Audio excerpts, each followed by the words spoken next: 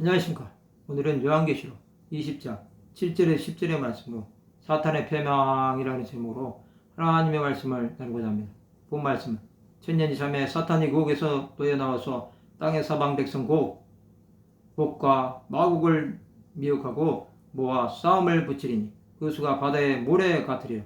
그들이 지면에 널리 퍼져 성도들의 장과 사랑하시는 성을 두르며 하늘에서 불이 내려와 그들을 태워버리고 또 그들을 미혹하는 마귀가 불과 유황못에 던져지니 거기는 그 짐승과 거짓 선지자도 있어 세세토록 밤낮 괴로움을 받으리라.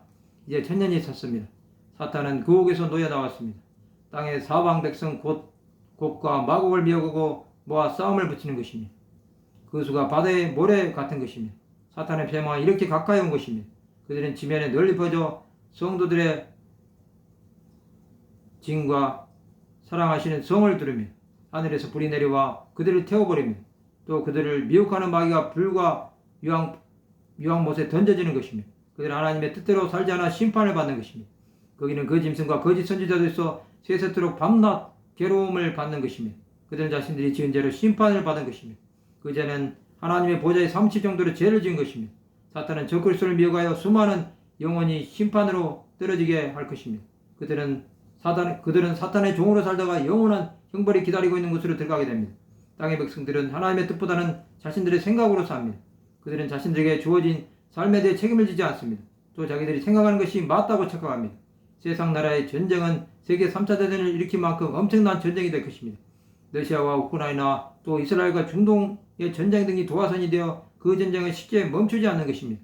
하나님은 사람들의 분쟁을 사용해서 세상의 멸망을 가져오게 하실 것입니다.